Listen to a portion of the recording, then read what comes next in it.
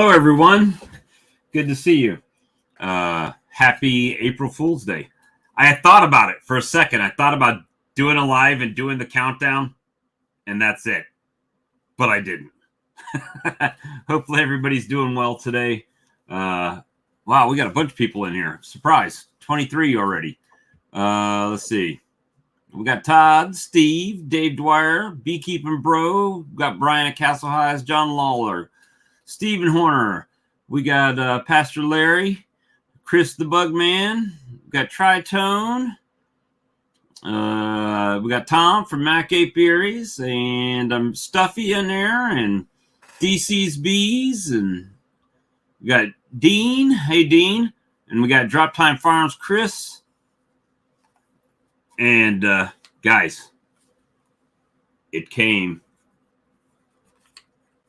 It came. If you didn't see the photo, the Swarm Rustler Championship ring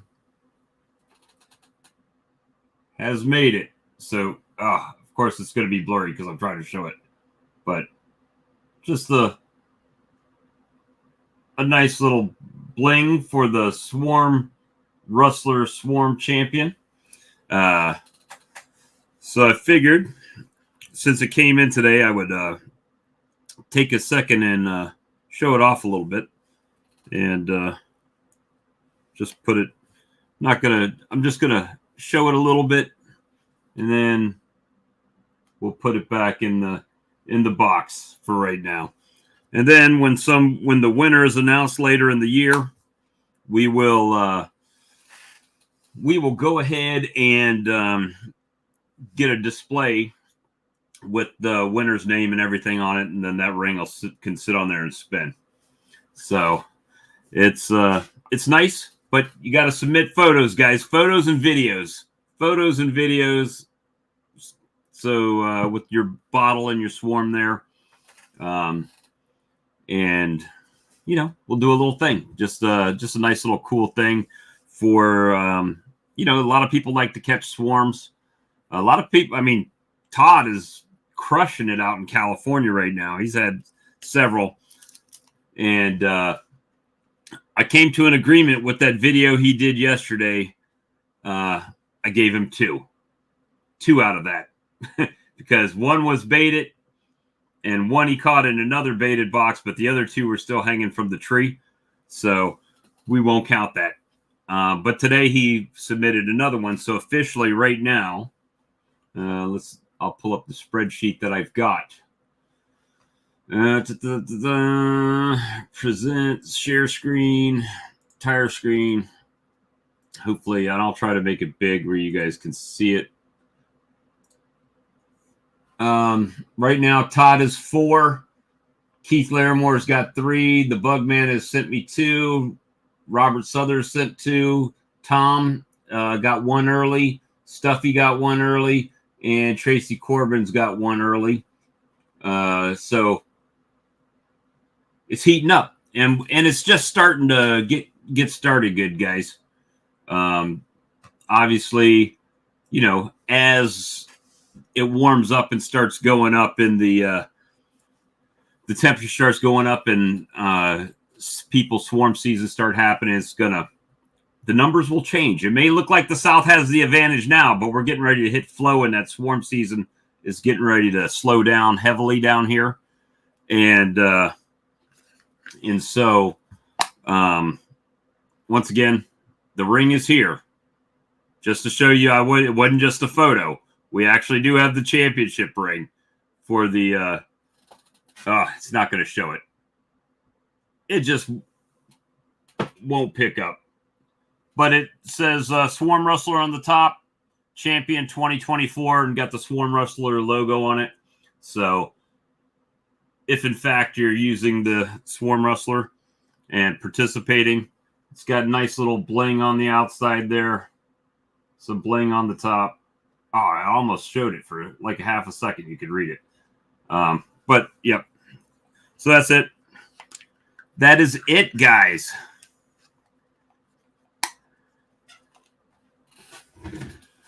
Yeah, well, I know where 4 of them are on here. So we'll get to it. I'll try to spruce it up, but I am tracking, guys. I am tracking like where the post that's sent, right? So this one was a photo that was sent to me by Stuffy, and it's on my community on YouTube and the No Lifer Facebook page. And then everybody else has submitted shorts or videos that have been posted up. And that's what we got going on, guys. A little bit of that. So it'll be neat because I'm thinking about putting the person's name, their apiary name, and the year on it. So it'll be a nice little decorative thing. Yeah, see, that's it. It's the recorded part. And part of that is my fault, Chris. I apologize that I didn't I kind of was a little bit late coming up with the idea to do it, which is 100% on me, and I apologize for that. But let me stop sharing that screen, and I'm going to pop up the invite if anybody wants to pop in for a few and speak. Let me see.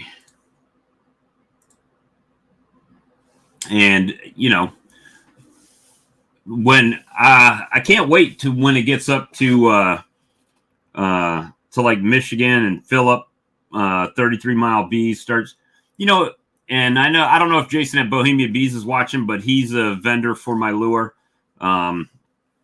He can share that information out with his people too in his store. And, you know, we're just trying to build a little buzz, if you will, about the product. Yeah, well, I shaved it because I was getting this like thinning patch up here. So I shaved it. And then I actually had to come back and trim the sides to start shaping it up a little bit. So hopefully everybody's having a good day. And let me pin this to the top here. And yeah, I'm trying to, Lee's doing some videos, and I've been putting out a few videos. I've already had so many people hit me up about getting syrup out of my tote. I might not even have a tote, any syrup left by the time it's done. The rules have kind of changed with the sugar. So where we used to be able to just call the guy and say, hey, do you have any? And he would say, yep, come get it. And that has changed. So now it's more of a, you got to call, put in an order. And it just happened that Mark had ordered 2, but only decided he needed 1. And so I went ahead and picked it up. Hey, Charlie. Hey. How you doing this evening? All right. Not too bad. Just hanging in there. It was 81 degrees here today. Huh? 81 degrees here today. It's going to be a low of 69 tonight. It rained all day, pretty much 3/4 of the day here. It's 50 degrees right now. I think the high was, I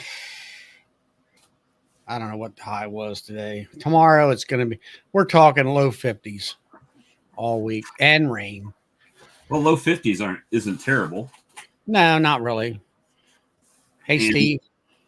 I put out a little bit of feed for those nukes I picked up yesterday, and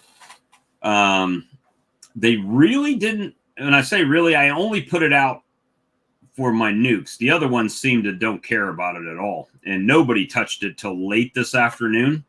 Well, then there's a flow or something going on. Yeah, there's a flow going on. I think those new nukes, they're just scrounging for anything right now. So even some of the old boxes I had sitting out there had a little bit of honey left in it, and there was bees all in that today. So it was kind of crazy. Yeah, Steve's getting the same kind of. Look at Todd on his new computer there. Yeah, man, it's like a nice looking picture there. Yeah, except for Todd. The background, I don't know what happened. I lost my background, so all right, so fix it. I know you are like petitioning the judges for your swarm catches. Mm-hmm. Yes, so sir. I need to figure out I want to be fair, right? Because you come on here all the time. I don't want anybody screaming that, or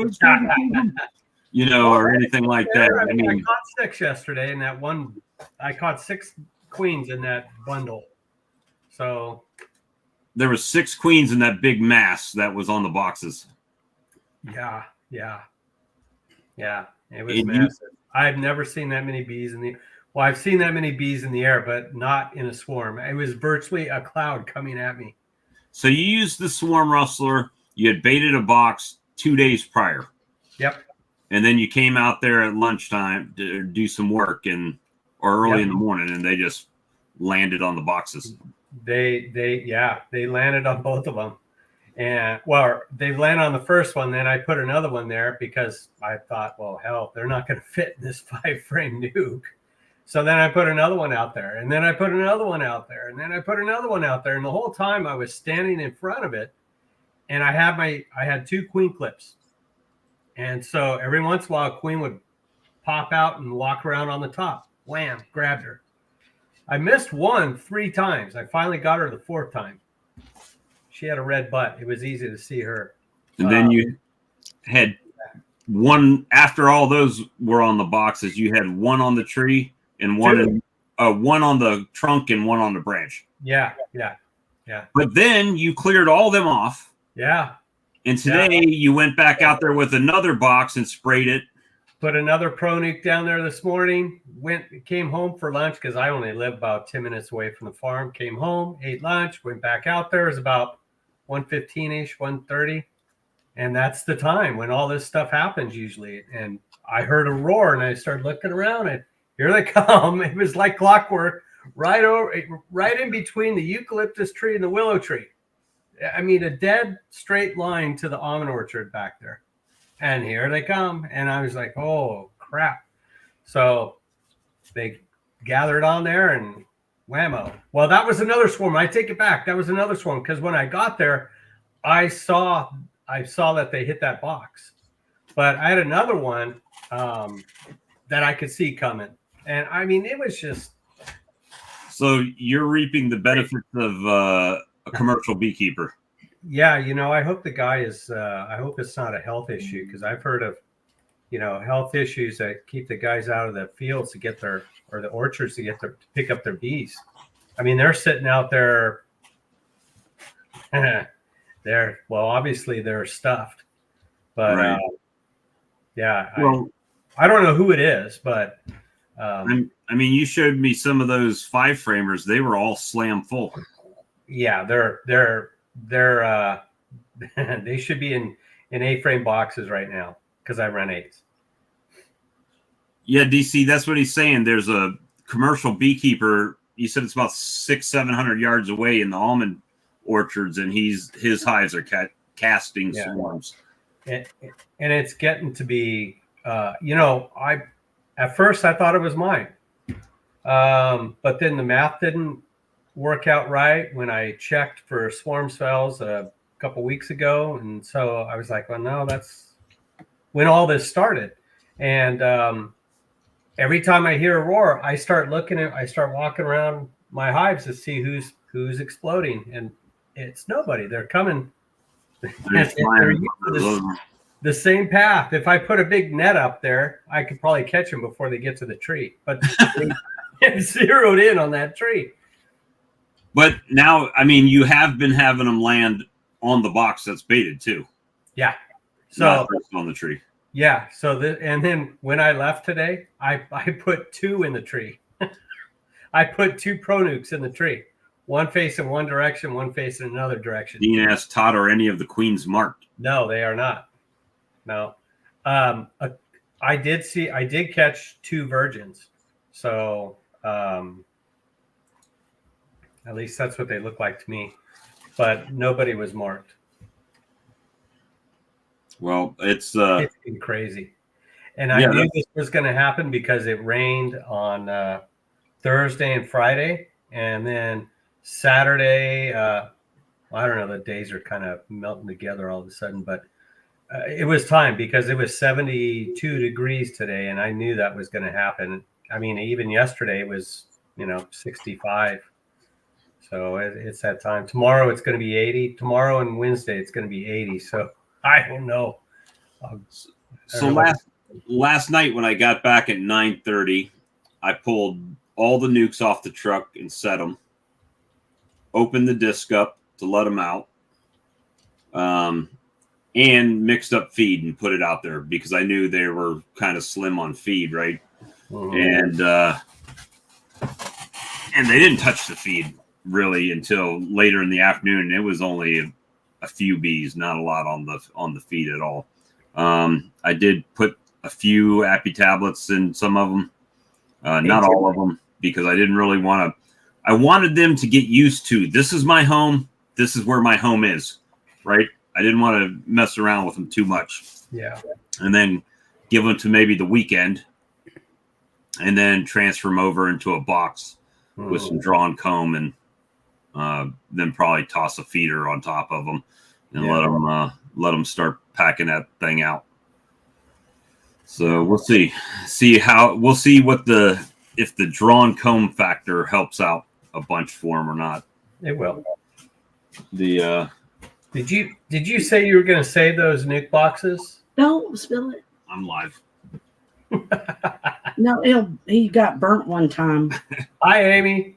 Hey, he just got burnt one time really bad. Where he had I think I told him about my my ramen ramen noodle burn when I had a bowl of ramen noodles and knocked it in my lap and had to get skin grafts on my legs from third-degree burns. But yeah, so why do I get nukes instead of packages? Because I get 5 frames and I get my nukes cheaper than I buy packages for. The thing of it is, with a nuke, you're 30 days ahead of the game. Yep. You're 30 days ahead of schedule. And a nuke is a miniature hive. That queen is related to those bees. A package, and she's a queen is not related to the bees in the package. And you run a risk of them killing that queen. Yeah. So that's the major advantage of it. But you're 30 days ahead of the game. Yeah. And if you're a new beekeeper and don't have any drawn wax, you got 5 frames of wax now. In short order, they'll draw out probably 2 or 4 real quick. Yeah. Yeah. So, I got and I've got to still unload off my truck 50 migratory covers, wax tip migratory covers. If all the wax, in fact, didn't run out of it in the heat of my truck today. But so yeah, that's what I got going on right now. Much more work than I have time to do. And I get a great price on nukes. I mean, cheaper than most people buy packages for. So it doesn't make sense for me to buy packages. And there's Hanley's Homestead. Good to see you. And Spanky, I see you chatting in there, and Steve. But so I had people, of course, calling me about nukes until I get nukes, right? Because my nukes always seem to come too late. So we're going to roll with them. And if somebody wants one, then I will pull them a nuke out of there and let them make a queen or merge the excess bees in with a different colony or something like that. But right now it's just go time and try to get them built up, treated, all that stuff, and just make sure they're healthy and hopefully they stay alive, like everything else. Yeah. But even with drawn frames, with wax, the queen has to be released, and then she'll usually walk around in there for a few days before she starts laying. And then you have 3 weeks before any of that brood emerges. When you get a nuke, it's already got brood getting ready to emerge in the colony.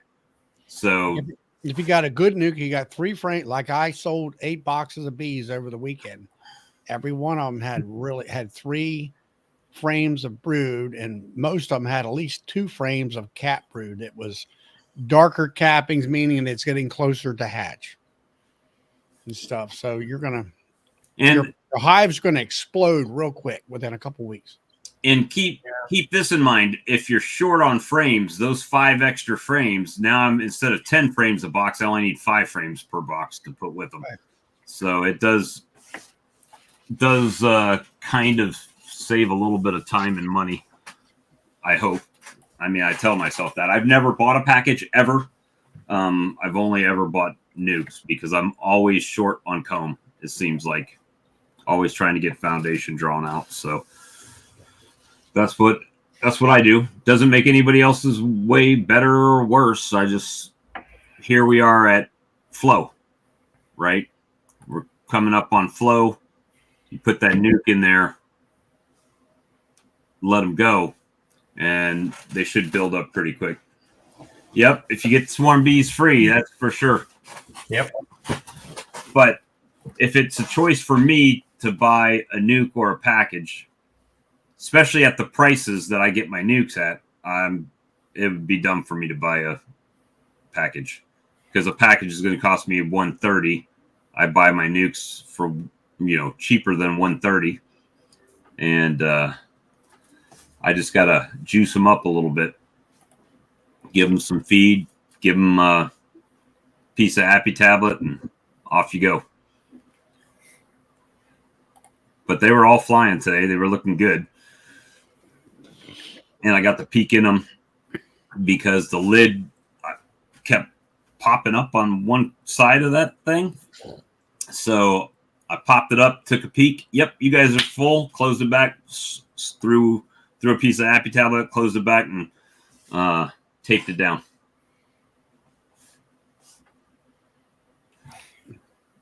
Well, Chris, you're the anomaly. Most people don't get their stuff for free. Most people don't get packages for free. So you got a special situation. So that's good. What were you going to say, Charlie? You were saying you were putting the Appy tablet in them little nukes. Yeah, I'm breaking them, but I'm putting like a quarter Appy tablet in there. Yeah, but I'm thinking of that flow, a little bit of a flow. They're still eating it, even though there's a little bit of a flow coming in. I just put it on, so I'm assuming until they get enough stores in there, they're probably going to chew on it and eat it. Right. And if there's any mites in there, I can knock them down. And even if it's a little bit of mites knocked down, that's better than none, right? So. Mm-hmm. Yeah. Yeah, I've had one of those for a year now. One of those speed fills. Well, it's not called a speed fill. It's the same thing. It's just not by Hilco. It's the same exact thing. And Todd's got one too. Yep. So. It's a game changer. It is. Well, I mean, hopefully that toad of syrup that I got, it's inverted. It's basically a toad of Pro Sweet. So it was, I cut my own hair, guys. I stopped going to I stopped going to a barber years ago. Yeah, I definitely. Well, usually you see me here wearing a hat, and tonight I got lazy. I watched the basketball game and watched Iowa knock off LSU, and after that was done, I was like, you know what? Wonder what the guys are doing, and gals, if there's any gals in here. But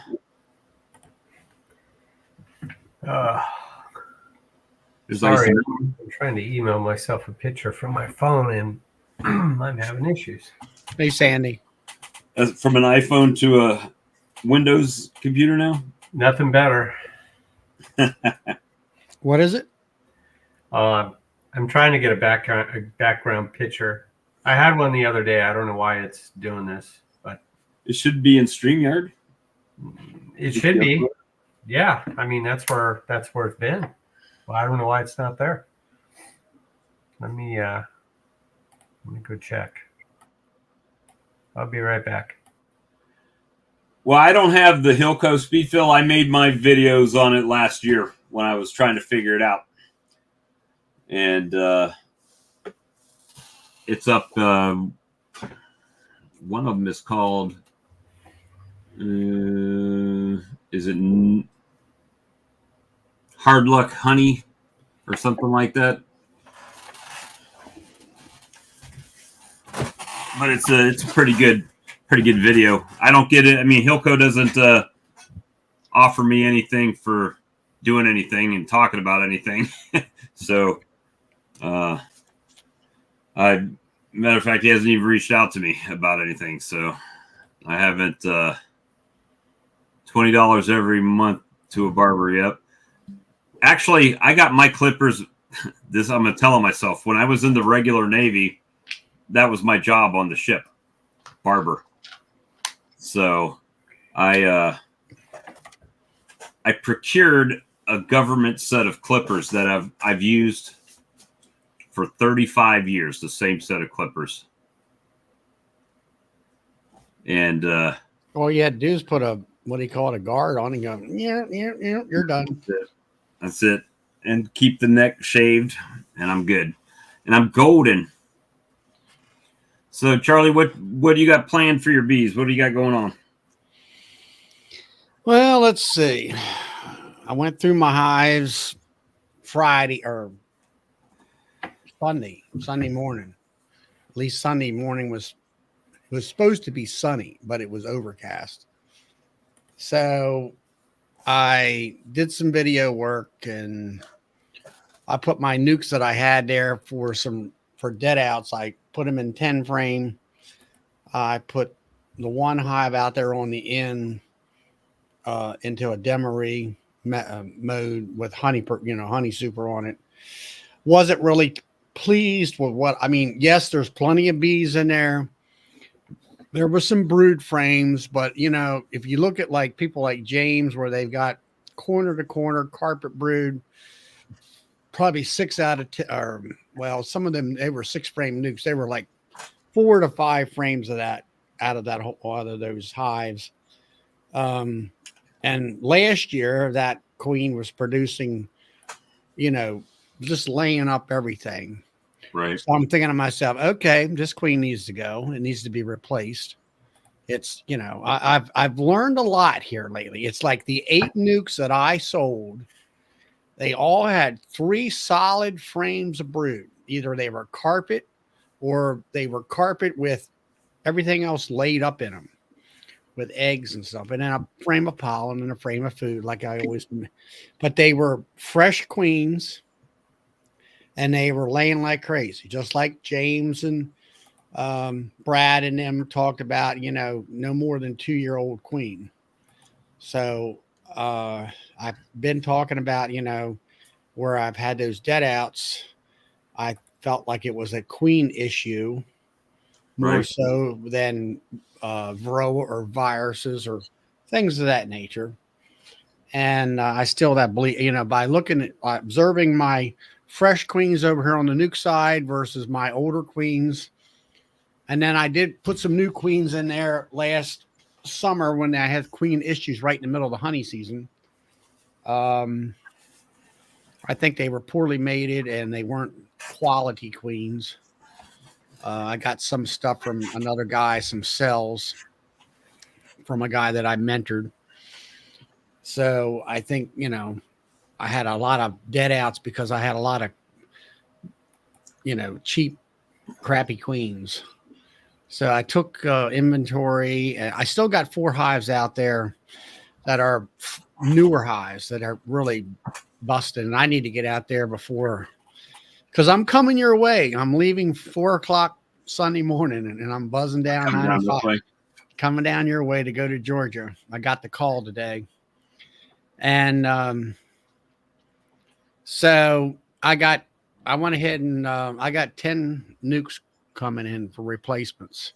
I'm also expanding my honey production. I'm going to go from 12 to 16 hives.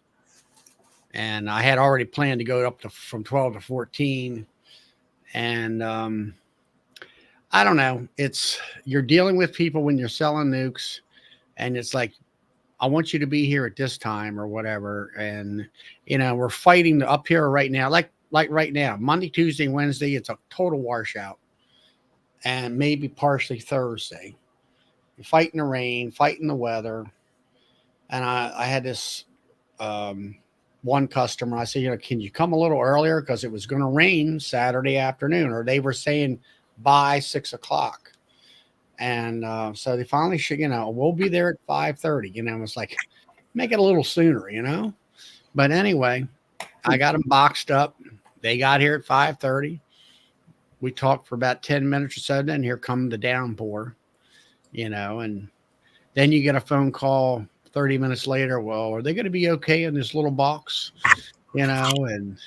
Or I said, then I called them back within a couple of minutes after thinking. I said, yeah, I think so. It's cool. I've had bees overheat and die.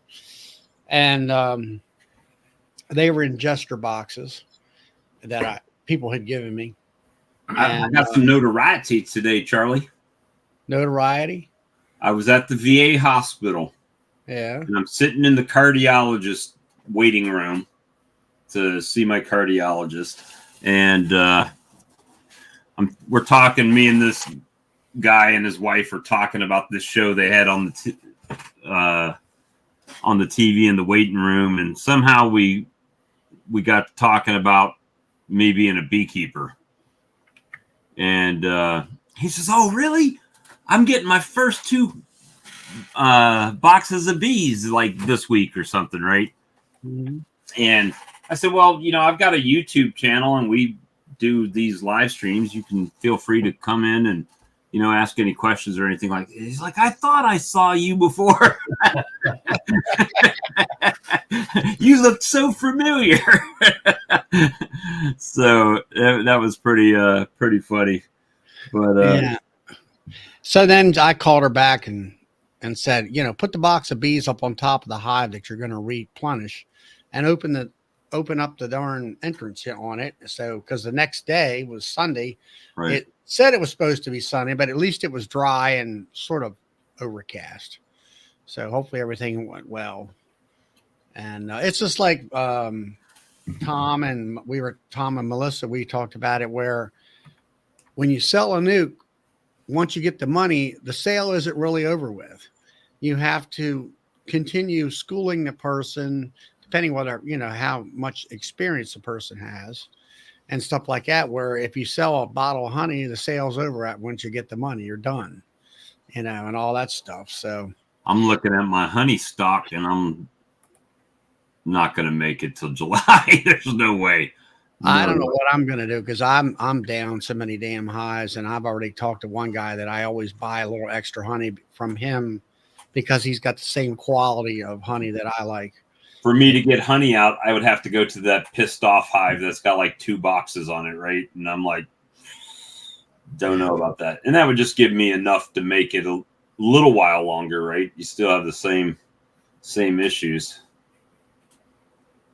So, like it's like this year, I had 8 boxes of bees I sold.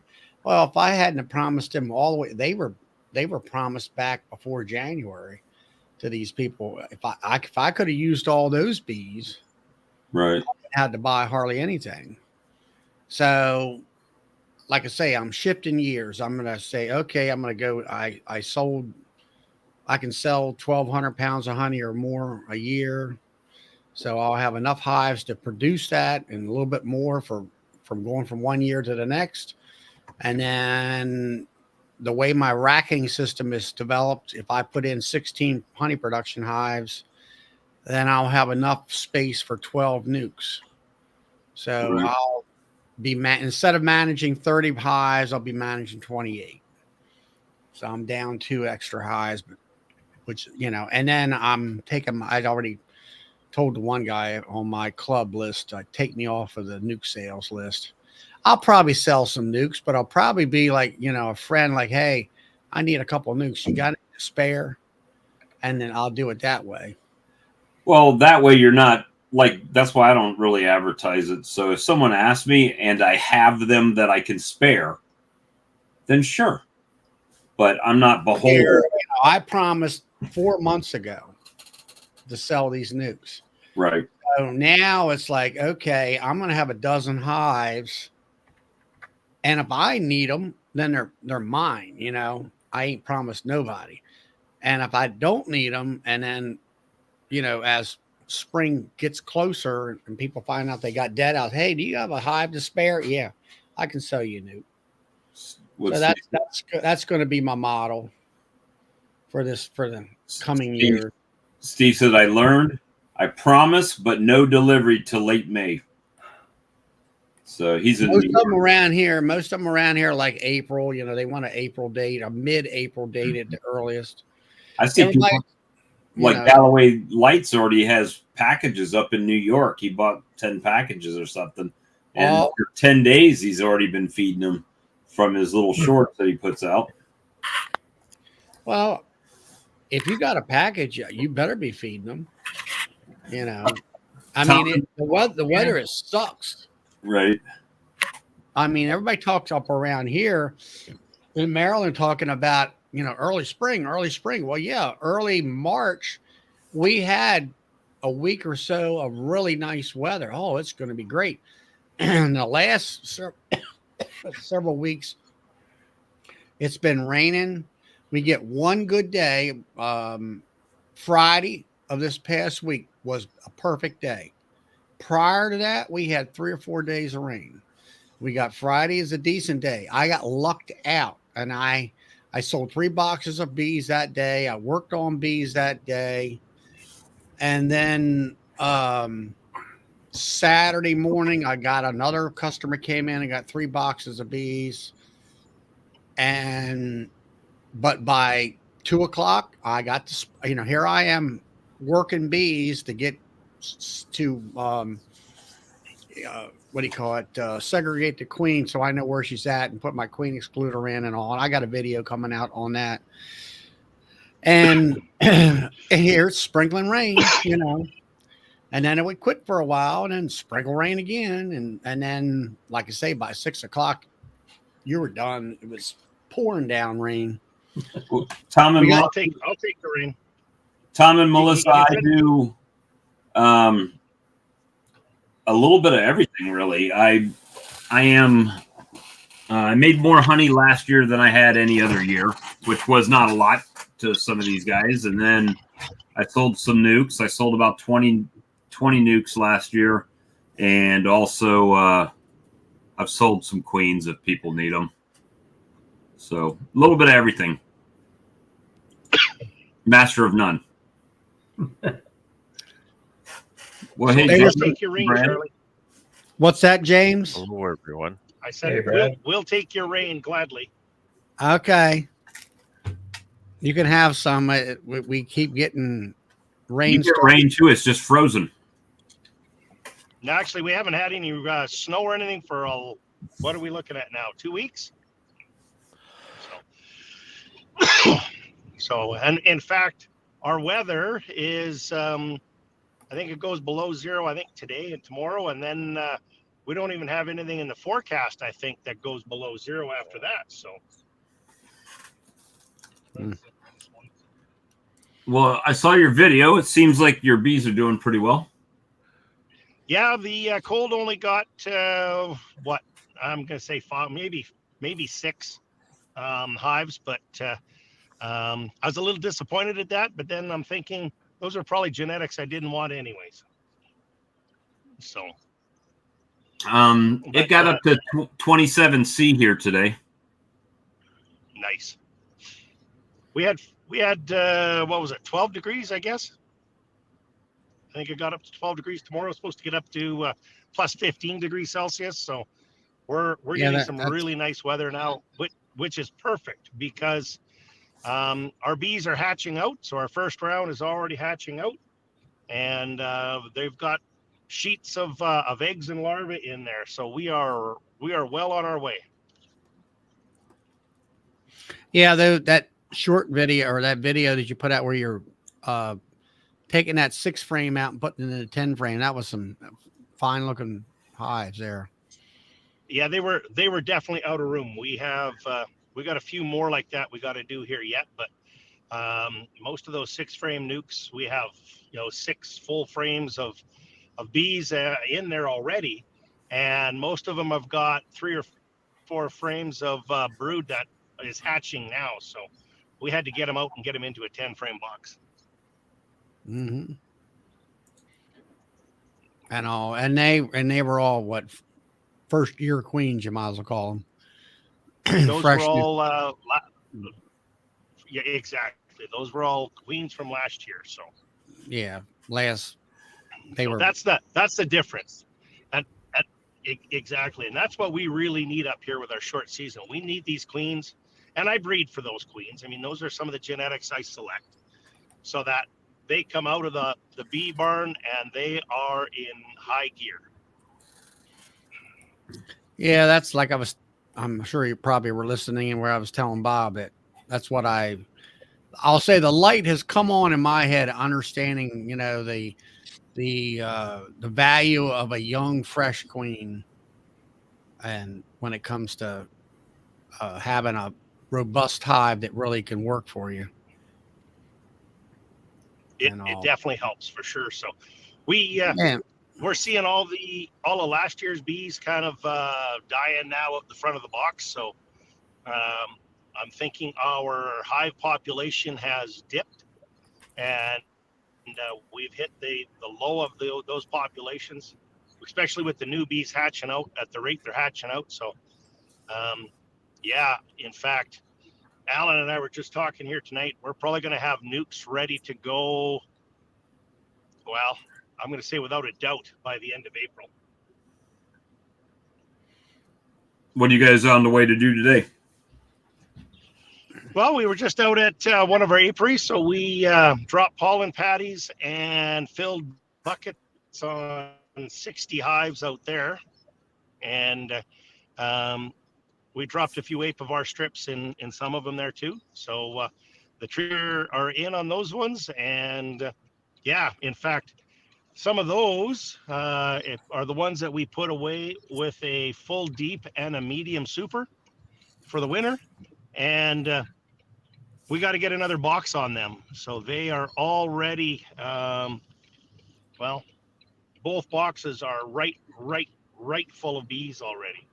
So, taking a look really quick, some of those have already got 6 sheets of brood in there. So, I've never had this problem this year where it's almost too early, if that makes sense. But I did talk to a couple queen suppliers, and they're seeing if they can't get us queens here right away, because we're about a month. We're probably a good month ahead of where we normally would be. All right, so in your problem to have. Yeah, in your situation, as far as your climate and the way your honey comes in and everything, you got these nukes coming out. Are they going to be sold, or are they just going to expand into 10 frame for this year's honey crop? You understand? I'm just in a poor spot here. I do, yeah. All right, so when you're saying you're going to sell nukes, it's kind of like Ian, where you're going to put a secondary box on top and bring it and let them bring the brood, and you're going to make a split off of that 10 frame that way, and then drop a new queen in there, correct? Correct. So we'll actually probably split them. We'll probably split them 3 ways. So there's enough sheets of brood. But when you pull that nuke off, but when you pull that nuke off the top, and you got the original queen down in the bottom with her, there's enough bee power there that she'll still make you a crop of honey also in the same year. Right? Oh, these nukes will make me this early in the year. These nukes will make me a honey crop this early in the year. Okay. So absolutely, like it. I was just figuring out how your production, you're not growing nukes over the winter just to sell nukes in the spring. You get it in 10 frame, and you pull a nuke out of a 10 frame, and then there's still enough power there in the queen that she can still produce honey on top of even though you pulled a nuke off. Absolutely. So if you saw that video that I did here on Easter Day, so Yeah, that I've was seen a that. six frame nuke that already had what did that one have? 3 or 4 frames of eggs, larvae, and I think there was 2 or 3 frames on both sides of cat brood already, right? Yeah. So I mean, you do the math on that and you back that up. Those queens were laying in the bee barn. Mm-hmm. It's that simple. I mean, you do the math, right? So they're hatching out now, which means it was 21 days ago that those eggs were laid. Right. So it's hard to beat a new, fresh queen like that. It really is. Yep, that's what I've kind of come to the conclusion. That's what I've learned here in the last week. I need to have fresh queens in my honey production hives if I want a good quality hive that will produce a lot of honey for me. Well, we've discussed that lots, and there's lots of different takes on how long a queen is viable for, and none of them are right, and none of them are wrong. Mine included. Just the way I do it, it works for me, and I replace my queen every 2 years. So,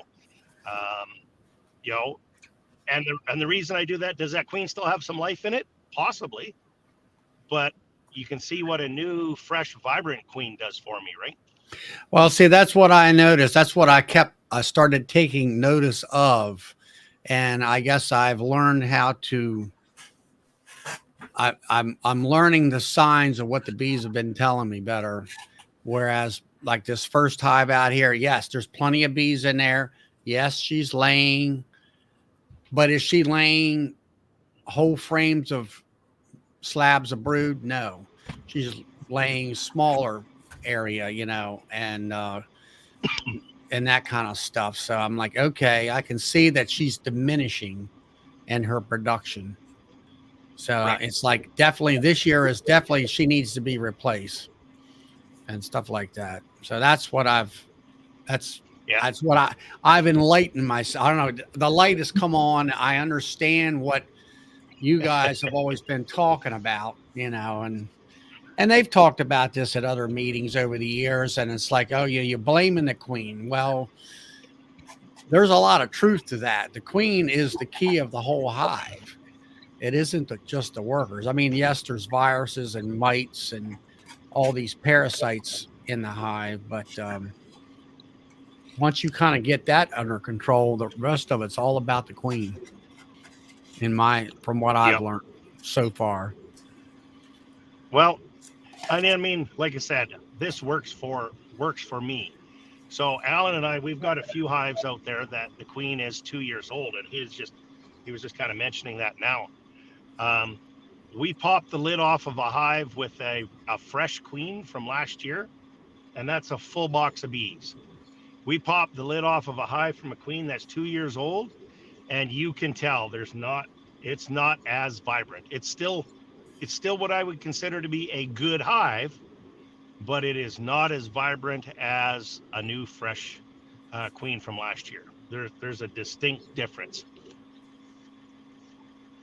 So my question about, all right, your nukes, they were last year's queen. They were put in that hive.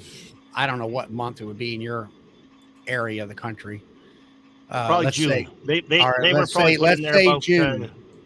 Yeah. All right, June. They went through the barn. They came out this year. They're not quite a year old until they hit June. Correct. So you will take that queen and go through the barn again and come around. Correct. She'll be good enough that she'll make you a good crop of honey next year. Next year. Right. Next year she'll and be as replaced. soon as the honey season is over for you, that's when you're going to take her out and replace her with another graft. Correct, unless something indicates to me to take her out sooner. Right. You know, I mean, it also, I mean, I know you do your own grafting.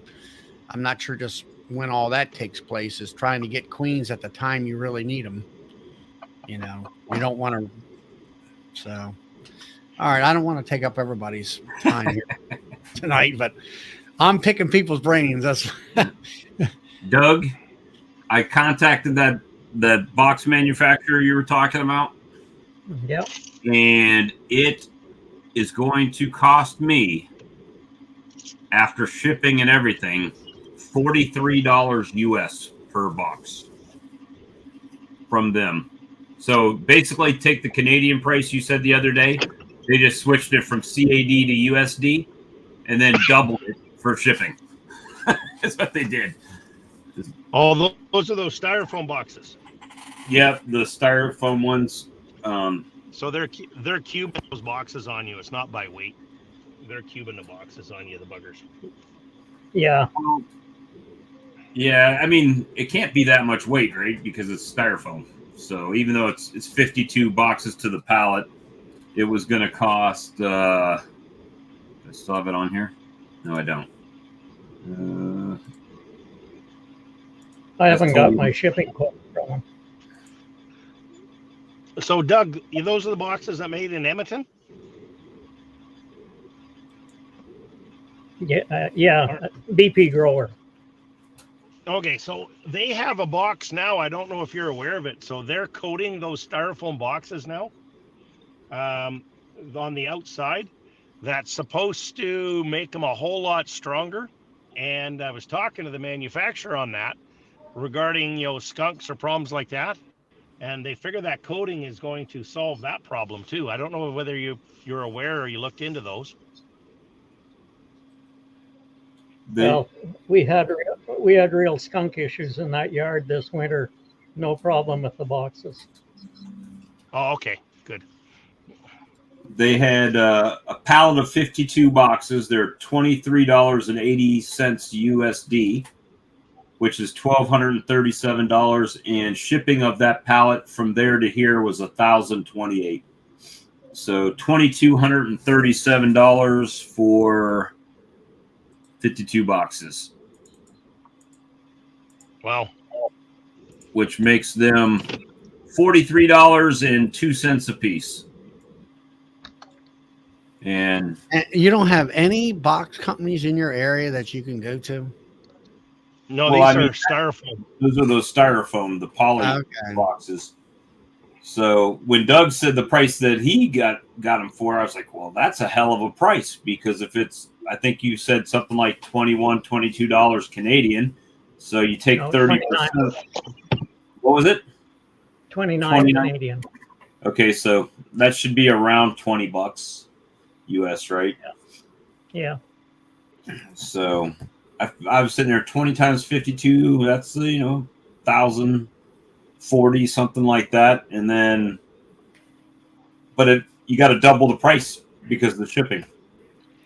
Yeah. And that's the same thing I run into everything. Oh, here's a great price on frames, but you got to buy $1,800 worth of frames, and then it's going to cost you $500 to ship, and then it's not a good deal anymore. So. But in our case, it saves us wrapping the hives. That's an expense. Right. Well, it's probably cheaper. It's probably not costing $1,000 to ship it to you either. Probably. No, I hope not.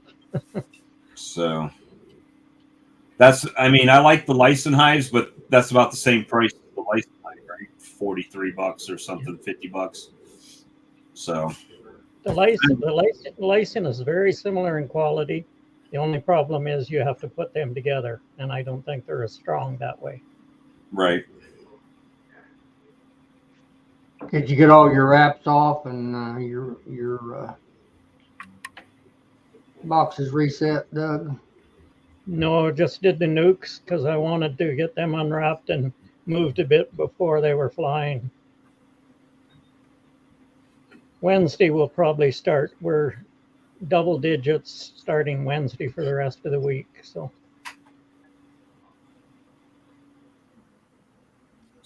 71 degrees here right now, fellas. What is it? 71 degrees right here. Right That's now. warmer than it is here by 2 degrees. But we got tornado. We got Yeah, you tornado got- warnings. All that too, because it's really too hot.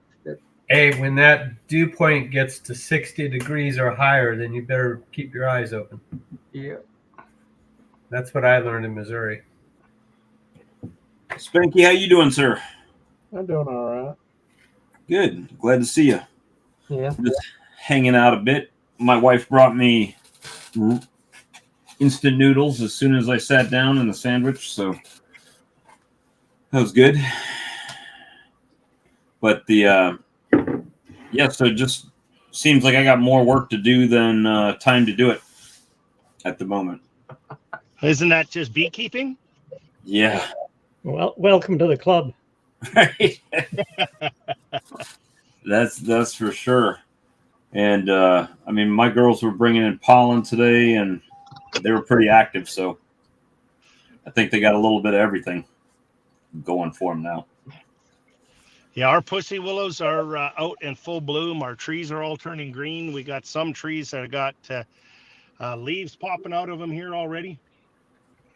Like absolutely everything up here is a month early. So, Well, that means it'll be a month short on the backside. Nature has a way of equaling itself out somehow during the year. It does, and that's part of my concern right now, because with my bees being as strong as they are, I have no choice but to start pulling some splits and stuff like that, because yeah, they're going to be just absolutely monstrosities by the time the solstice and the flow hits. So I got to be careful they don't all hit the trees. You guys can you get snow all the way up to May long weekend? Oh yeah, we get snow on the May long weekend quite regularly. So, but the hives, I don't know if you saw that little short that I did. So a few of like I said, I guess there was 6. I think we lost 6 with that week-long cold snap. But everything else, there wasn't even any frost really on the top of the boxes. The through the reflectics and everything like that, they had still kept all the frost and everything melted right off those boxes, and they kept the 3 or 4 frames of cap brood warm. So they're I think I'm not going to count my chickens, but I think I'm sitting in pretty good shape. So Brian just asked me what the plan were for the nukes that I've got. Replacements and resources at the moment. Trying to build my numbers back and get some hopefully better genetics than the ones I've been working with. So last year, grafting queens in my yard was great. It was a great learning experience. But with that being said, I was grafting from the best of the worst, right? I didn't have anything really exceptional in my yard. I just grafted from the best one I had. And it did increase my yard. But then after my winter losses, I'm still better than I was coming into the year last year. So hopefully I can get some better genetics and just replace and grow those and just try to make it work. Every year it's a different tragedy or triumph, right? And That's where we bring up hot bees. I'm shipping those to Canada to cool them down a little bit. Well, you just made a bunch more. That's all I can say. Well, yeah. So everybody says that, but in the video, if you were listening, I said I have 25 queens coming to replace all those and to split that down. So yes, they are hot at the moment, but I would rather have hot bees in hives that I identify and I know than hot bees in trees around my neighborhood for my neighbors and kids and everybody else having to contend with. So that's the plan. It's just my queens that I paid for last year won't be here till May, and I had to do something or all those bees were going to go to the trees. So So that was the goal, was to control them and not allow them to swarm. So, and just because one colony's mean doesn't mean the daughter queens are going to be mean. We don't all You've get never right here. noticed that with your old lady? What's that?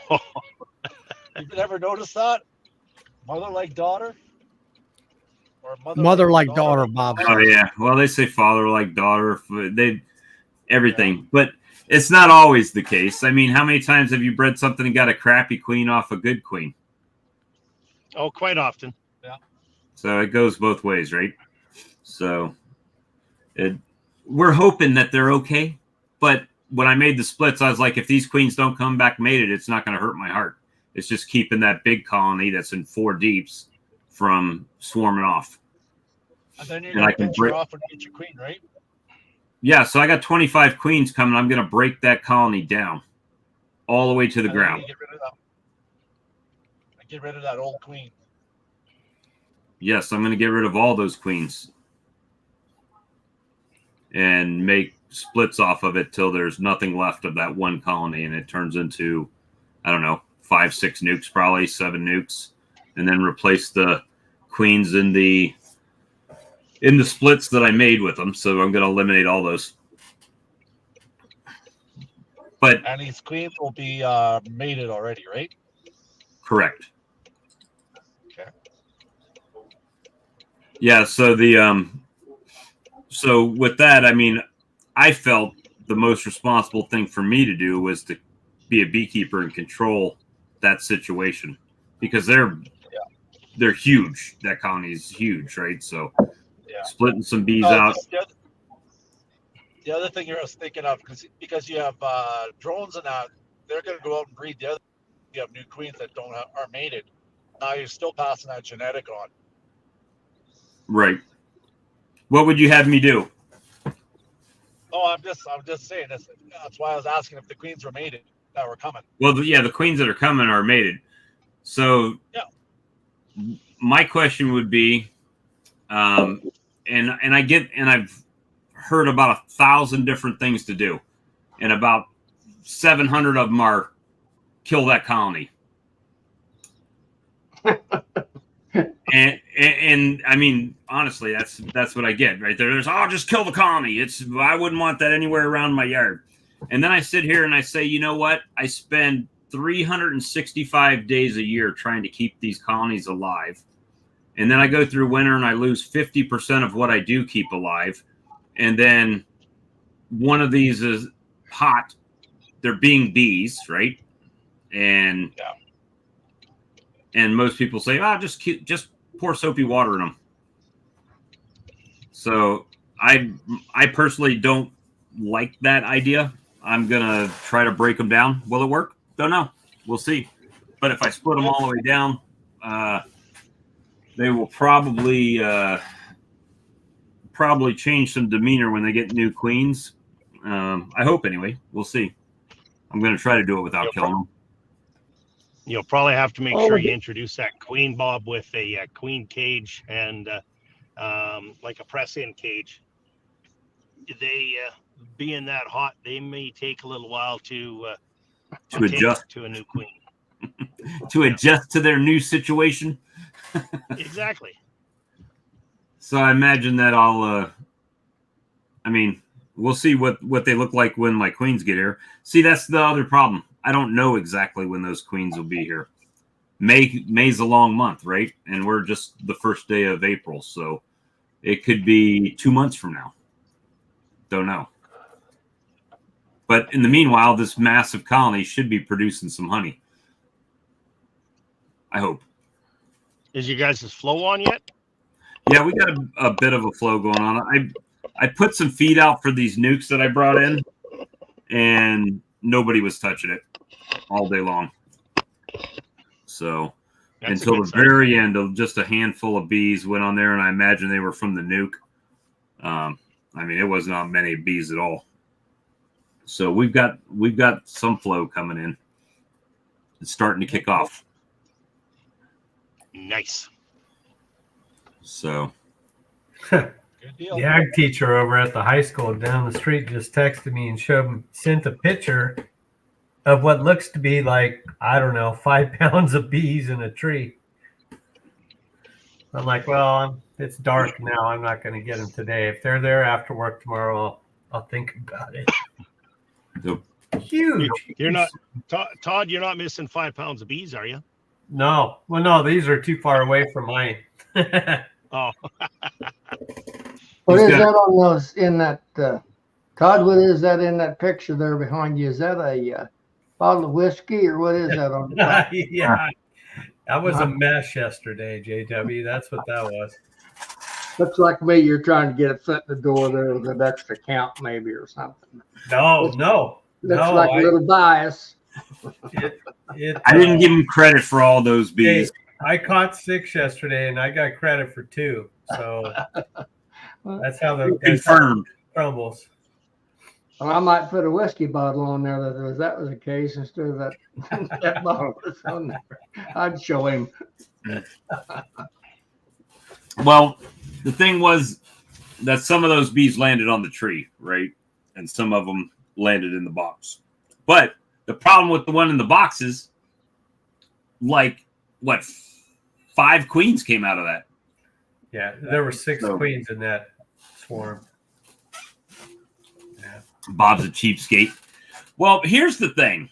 So I'll tell you what, and I kind of feel like the need to defend myself. So when I started the swarm lure last year, a lot of people got bottles. They supported it right out of the gate before I even had labels on the bottles.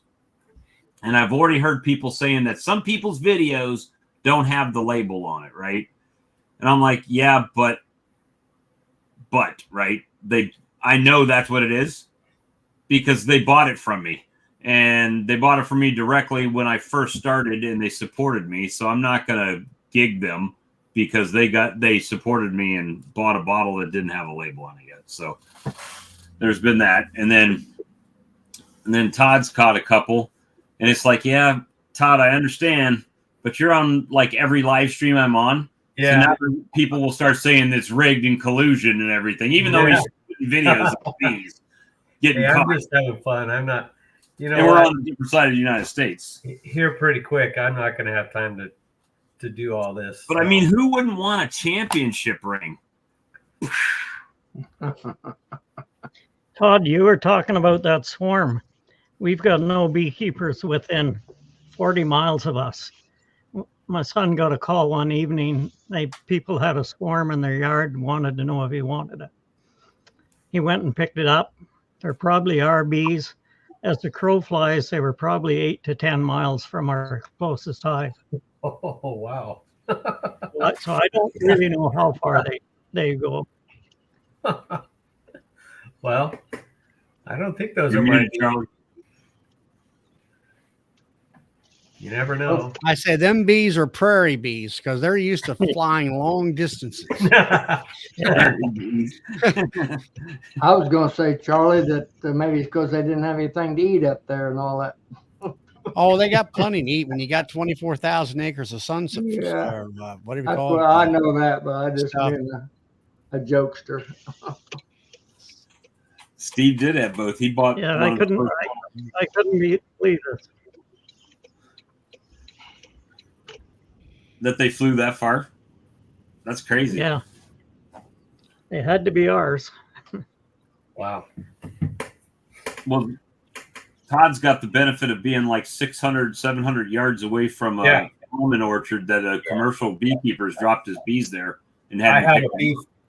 have a bee freeway. It's a straight line from that orchard to the bee tree at the farm. I mean, it's You all should I have contact to do- the almond orchard guy and be like, "Hey, are they coming to pick these bees up? Because I'll just put them on the dolly and carry them over to my apiary down the road and let them sit there until he comes and picks them up." You know, to be And I'll be honest. slapping supers on them bad boys. To be So what are honest, they? What are surprised they they're doing, not- Todd? Coming from the almonds over to your Yeah. orange trees? No, not the orange trees. That they say that swarms will kind of pick up on the smell of a bee yard, and they'll swarm right by it. But they're 30 feet away, 40 feet away from where my pallets are, and they just zero in on that smell. The swarms, the swarm rustler smell. Yeah, but you're saying they're going back and forth or from their hives, Well, or no, here's the deal. So, they're shooting scouts out everywhere. Well, when it's time for that swarm to come from the almonds, all they're doing is making a straight line over to the tree in the farm where they're lighting up on, where my boxes are at. And the only obstacle they have to maneuver around is a willow tree that's probably about 30 yards away. And then next to that is a eucalyptus tree. So it's almost a straight line. And like I said, I've seen them coming. It's crazy. Right. Yeah, it's nuts. I've never had. Well, like I say, I used Bob's swarm lure. I had 2 swarms of my own. They were on logs, and I sprayed it in the back end of the box so they would migrate into that box and attract them into it. Yeah, one stayed, one didn't for some reason. Maybe the box wasn't big enough. I don't know. Yeah, all of these they're happy as clams. I'm surprised that guy's boxes are still in that orchard because that orchard is not fenced off, and there's several ways to get in there. And these guys are merciless. They're beekeepers. They have flatbeds and forklifts. All they do is they just pull up and put them on the truck, and they look like 3-4 o'clock in the morning. They look like normal beekeepers around here because that's what they do. But they're there. So the good news for that guy is that he's going to get some fresh queens, hopefully. Right. If they're there long enough. And you got you're restocking all your hives. Yeah. No, I'm still gonna. I still have not started my grafting yet. I did start, but then the weather turned bad on me, and I didn't want to do it. So I'll probably start in a week or two, and then every single queen out there is going to get changed. So, well, I might do what Brad did and make some whatchamacallit hives, zombie hives, resource hives, and then let them stick around. Yeah, I think that's a good idea myself. I'm trying to figure out when I can start grafting up here. So as you guys saw in one of my videos, the 2 drone colonies made it through the winter without a problem, and those drones are still quite a few in there. And I have a couple colonies that have already laid up some of the drone frames. So I should have drones hatching out within the next, they're already capped. So let's call it the next 16 to 18 days. So I could be grafting up here as early as, the end of April. That's unheard of too. Well, it was an El Nino year. It's a crazy year. I'm not, I wasn't ready and I'm not ready for everything to happen. Well, see, that's what happens when you go down there to that there bee convention and you told that queen breeder down there that you need to speed things up. So it looks like you did.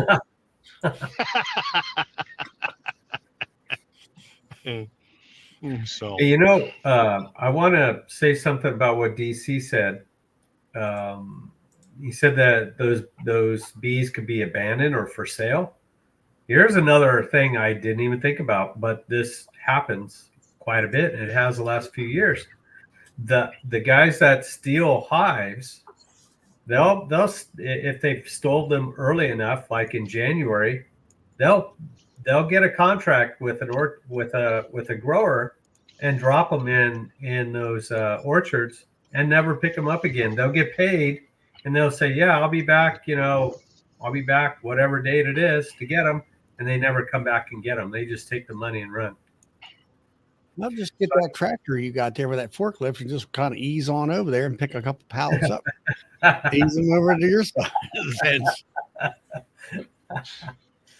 But it has happened. And you could buy an app, or not buy an app, but you could get an app that will give your cell phone a different number. So you could give somebody that internet generated phone number that will ring your phone, but there's no way they can find out what your real number is. Like, people do that, put it on business cards or whatever. When, like these guys that steal these hives might be doing that. Put them on put that number on their business card. It rings their cell phone, and nobody's the wiser. So I don't know. It's interesting, but it is really late for them to be out.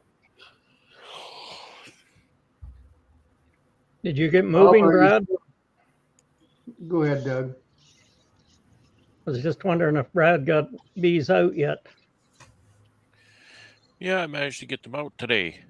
It was a nice day. I got out there before things got too warm and messy, so I was able to take advantage of the frozen ground and whatnot. So did you get a chance to do any assessments, Brad? How are they looking? Yeah, I mostly just moved. I didn't get too close a look at anything, to be honest. It's it's either stretch it into 2 days or just leave the assessments till later. Got her. Warmer days coming up yet for that. Yeah, the forecast actually looks pretty good for that, so I should be able to get into some stuff. The forecast here for Thursday went from like a few, like less than an inch of snow to a foot. Then it's going to melt over the weekend. It's going to make a huge mess. You're muted, Charlie. Charlie, you're muted. I don't know if he's talking to us. Can't hear you, Charlie. Now I can. Did you put there the bees? You are. Yeah. Did you put the bees in your back yard there, where you put them there and then you take them out to the out yards, or what? You asking me? Yeah. Yeah, they're here, right behind me. Right behind the house. They're invisible hives. You can't see them. Yeah. Well, they're all covered up with snow. They're all covered in snow. They're gonna be. They're all painted white. Get some snow tomorrow, but yeah, this is. I move them out to the apiary. It's nice when it's frozen, so I can get there because boy, it gets pretty mucky once the snow melts and the ice melts, and it's just a. It's a bit of a dance every spring. Last spring it was nice because we had a pretty solid snow cover, and the temperatures at night were still getting pretty cold, and I was able to make myself an ice road, snow road, from my bee barn to my apiary, and I graded it nice and flat and smooth the day before. It froze overnight, and it was just an expressway between the two. So it was just could not have been any better that year. But that's in 9 years. That's the only time that's ever happened. Usually I'm just dumping through the mud. Mm-hmm. How about the new homestead, Bob? Are you still high bidder? Still high bidder. For right now, let me check it again. New homestead? What? Yep, still high bidder. It ends in 14 days, 19 hours, 56 minutes. So 2 weeks. And it's anything like the online out around here, everything comes in the last few hours. Yeah, that's what there's some realtors waiting and saying, I can get it for this much. Sure, done.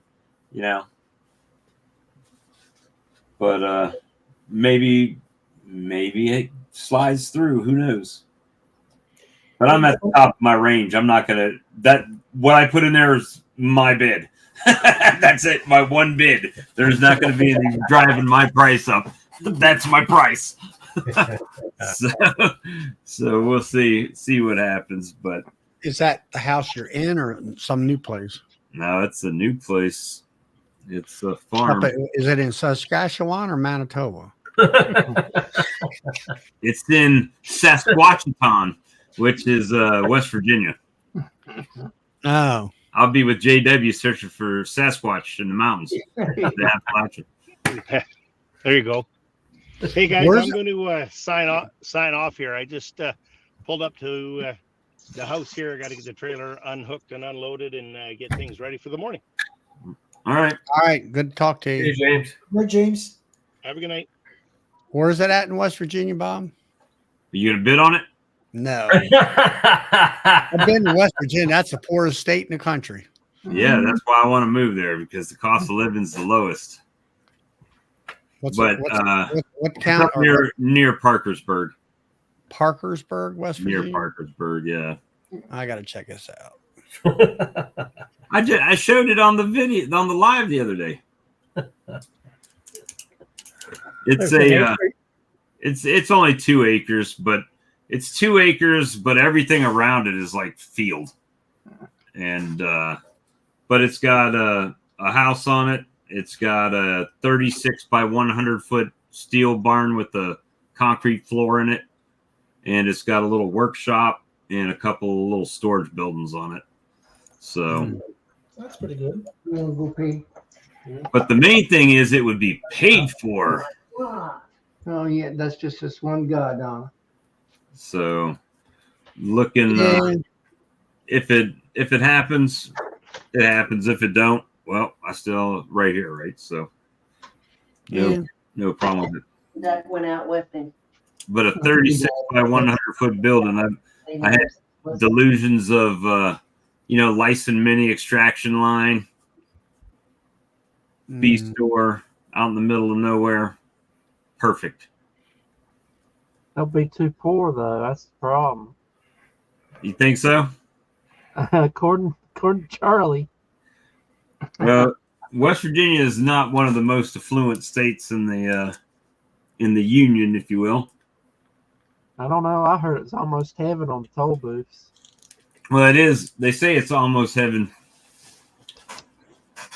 but we'll see. There's a lot of stuff going on right now. Today was the deadline for the KRTP, right? Today was the day to cut off for the transfer program. So we'll see what happens with that. 2 weeks from now, this will end. Or it could end sooner for me. Someone shoots a shot and outbids me, I'm done with that. So there's a lot of stuff going on. And then bees, right? Got a bunch of bees to worry about right now. Oh, is it up on the side of a mountain or is it kind of flat? Or is there such thing as that?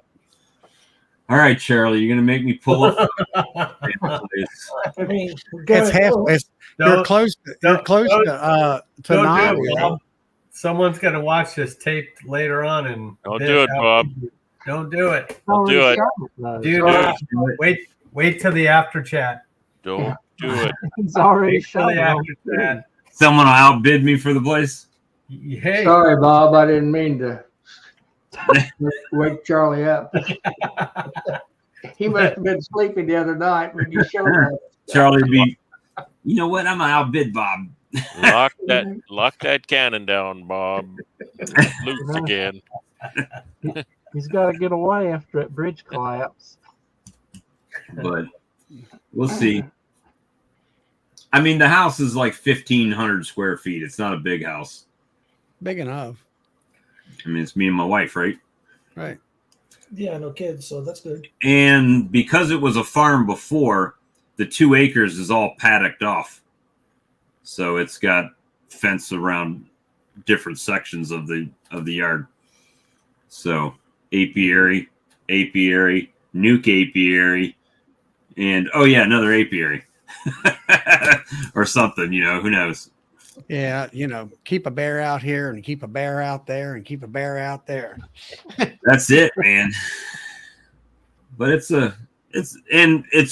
close to it's about 30 minutes from my brother's land. So that's the other thing.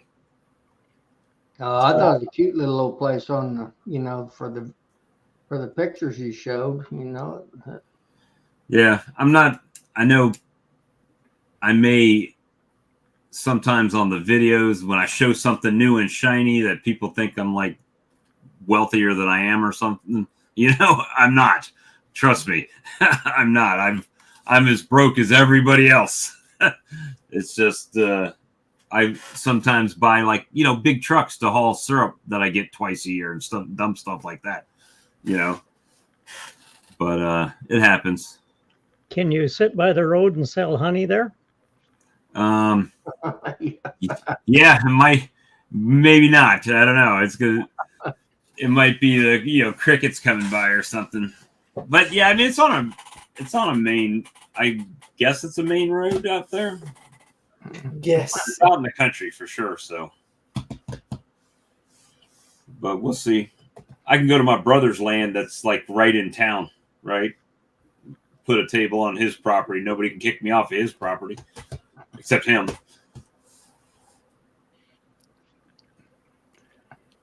The only problem is you're going to have to get satellite network in order to get any internet service. Bob, we've watched you for a while. You just sell honey and have poor impulse control. Yeah, that's pretty accurate. Pretty accurate. Oh, I'm not going to buy any more equipment. Okay, guys, I'm going to Charlotte to pick up 50 migratory covers and 20 nukes and a tote of sugar. I'll see you guys in a little while. Yeah. That's kind of how it works out. But that tote is basically ProSweet. I mean, it's just inverted sugar. And I looked up on the website when I was talking to the guy, and ProSweet has the ingredients, and he says, yeah, that's exactly what that is. So it's not going to go bad. Yeah, Matt's got a question there. Let me see. I'm sorry. The Morris Homestead, Matt Morris. Oh shoot! I better ask my question fast. Oh, that's all right. Well, one way is the Demeray.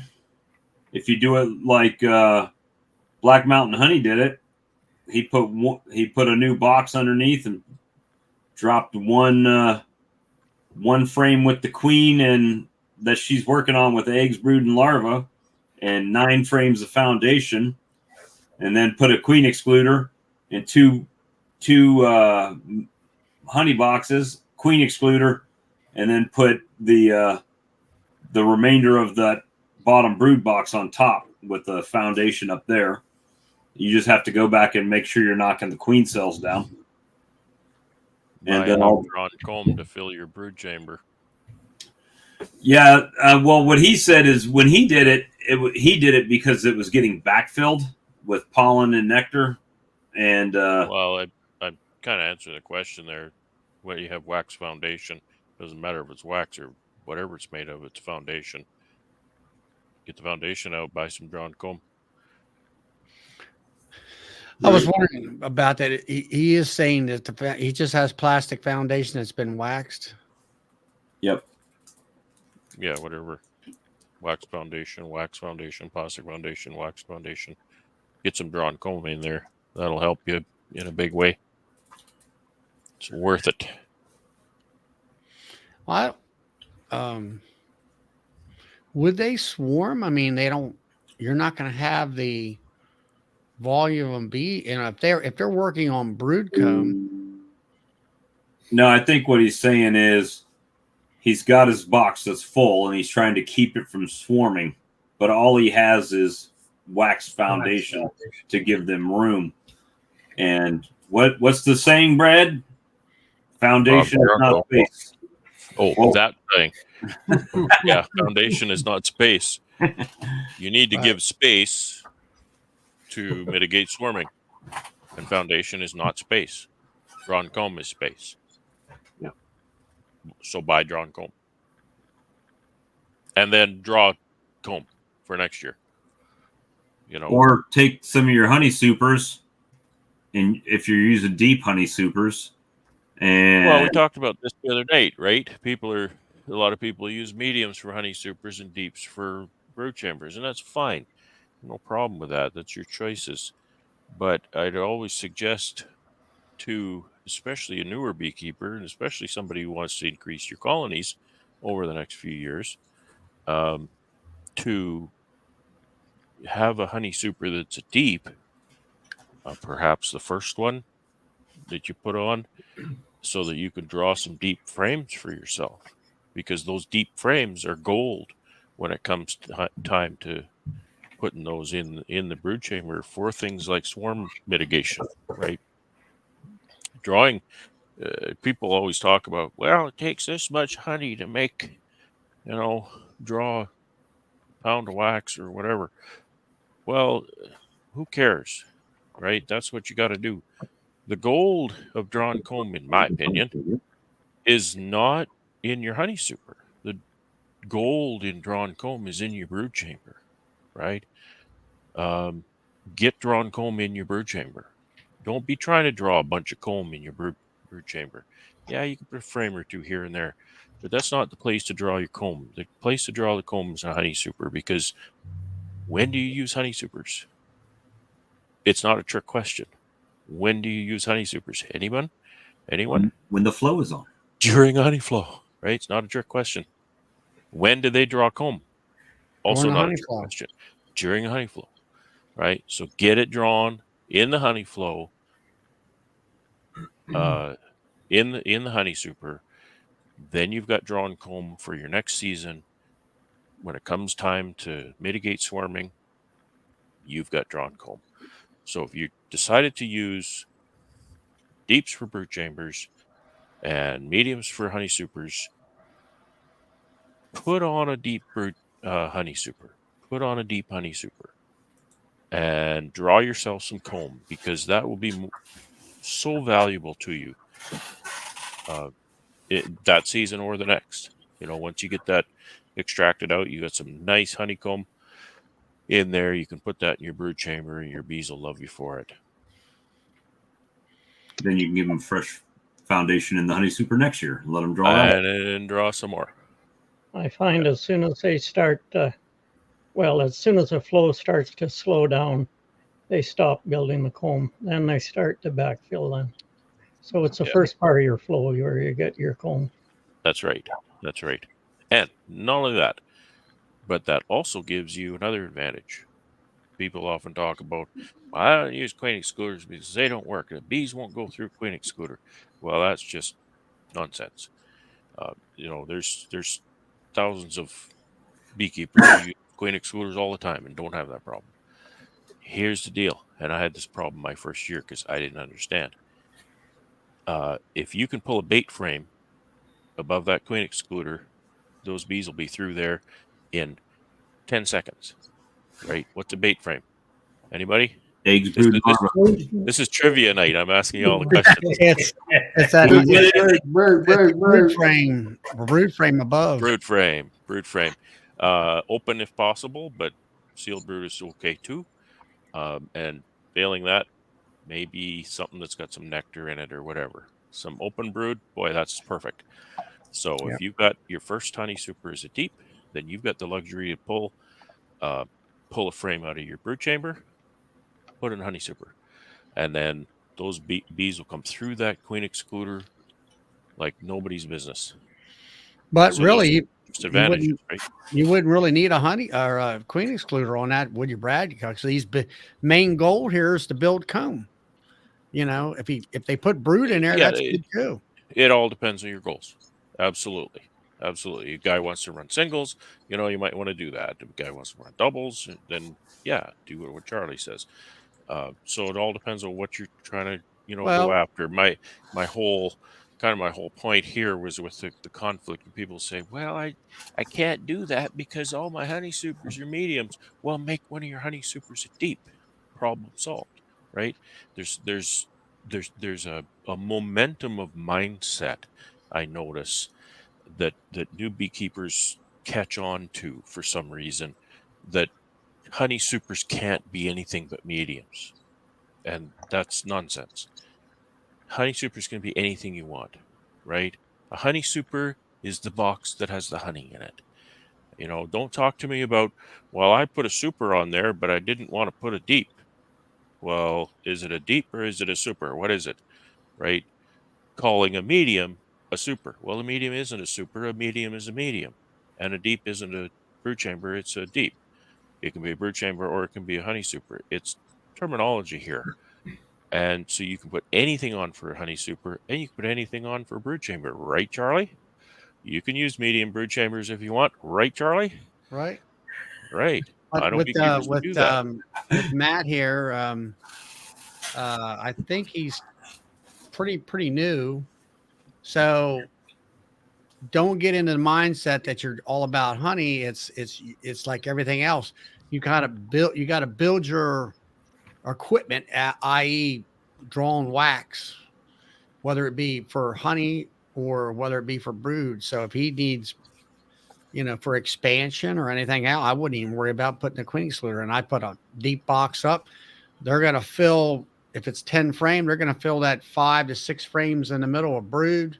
And maybe the outer frames will be the honey. So Sure. if he's looking for a little bit of honey, you could always spin those outer frames out, but now you still got drawn wax. So, and then if you need to make a split, you got a whole deep, if you're going deeps, whole deep brood chamber set up, ready to go. And I know the reasoning. I know the reasoning people want to use mediums. I know that, but what I want to disseminate here is if you use all the same size equipment as far as depth goes, use all mediums, use all deeps, use all 3/4, use all shallows if you want, if you're bare for punishment.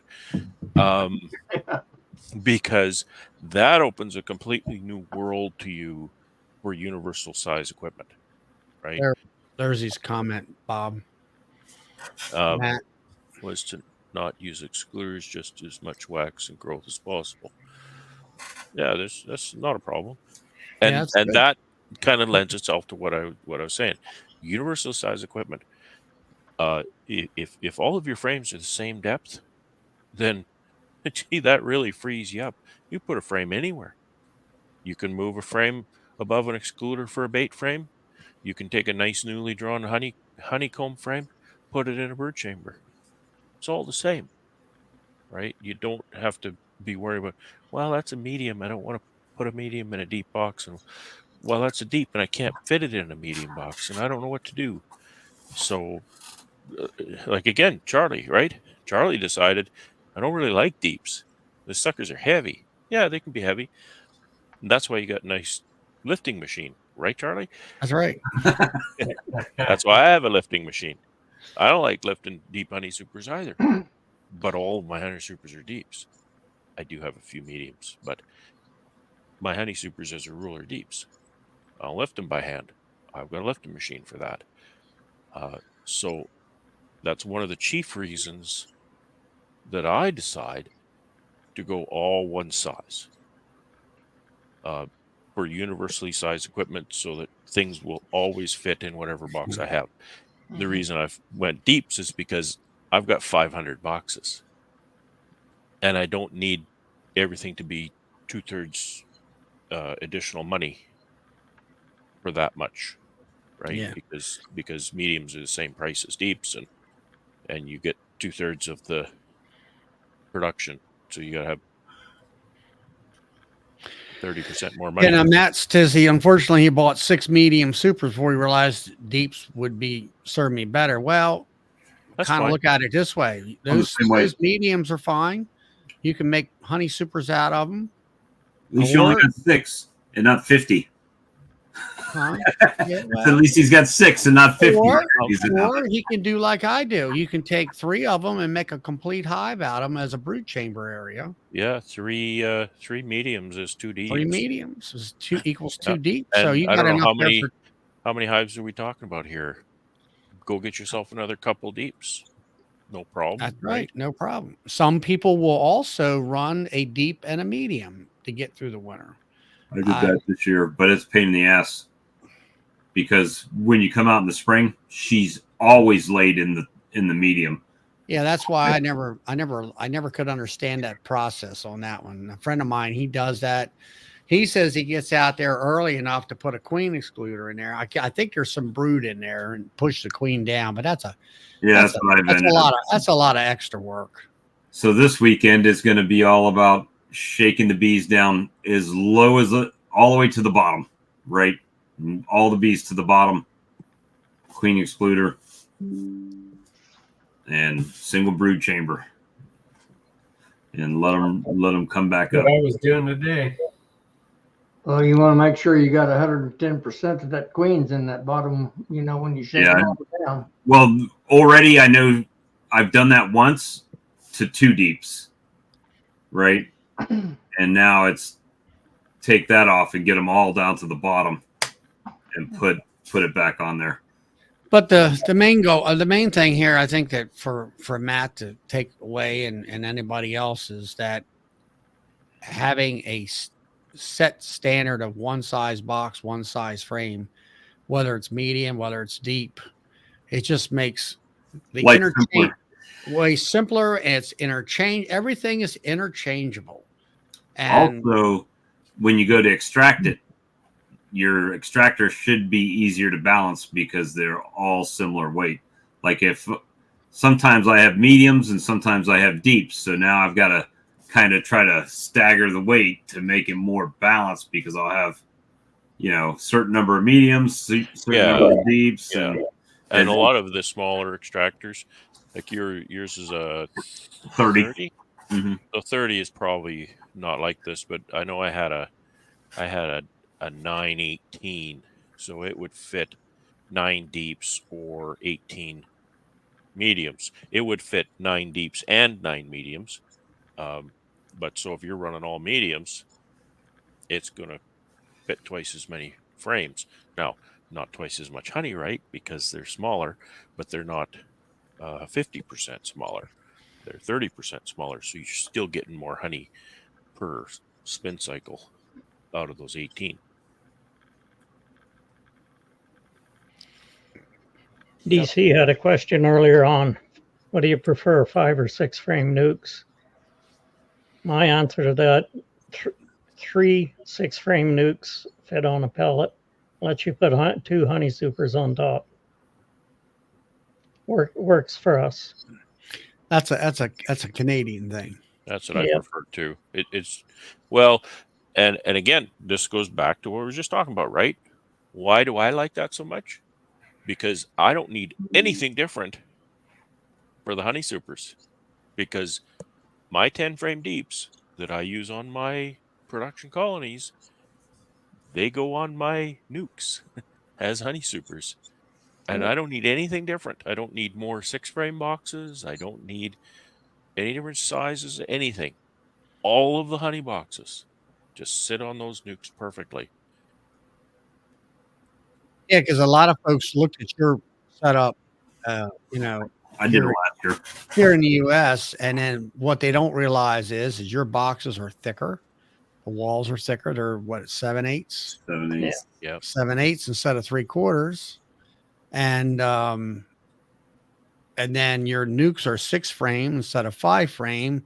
That's why, like you say, it's set up to where it really works well in your 6 setup. frame 3/4 box and a 6 frame or a 10 frame 3/4 box. They should still work because you're not going to be more than an 1/8 different, really. But the only 6 frames that I could find down here when I was looking for it were the licensed 6 frames, which were thicker. Nobody down here. Those poly. Yeah, the poly ones. Yeah, they're not wooden boxes. And then you got to. And if you're making 3/4 boxes, you build your own, right? Because it's easy to find that stuff. I ended up with 3 licensed 6 frames and 2 7/8 boxes from Better Bee, and it fit pretty good that way. But you can do 4 5s, right? You can divide a 10 frame box. If you're running, it doesn't matter if you're running a deep brood chamber or a medium brood chamber. Put a divider in that box. You got 5 frames on each side. Guess what? A 10 frame honey super sits on that perfectly. Bob's your uncle. You don't need anything special for your honey supers in that case. Let's see. Ian poked his head in here. Hey, Ian. But let me see. We've been going for an hour and 46 minutes. I'm probably gonna stop the live stream, guys, because it is getting late for a Monday night. Yeah. And I guess tomorrow night. I think we're on my channel tomorrow night at 8 o'clock. So come on back, and we'll do it all again. So appreciate everyone for checking in and hanging out with us. And we will see you guys tomorrow night. Have a good one. Good night, everybody. See you now.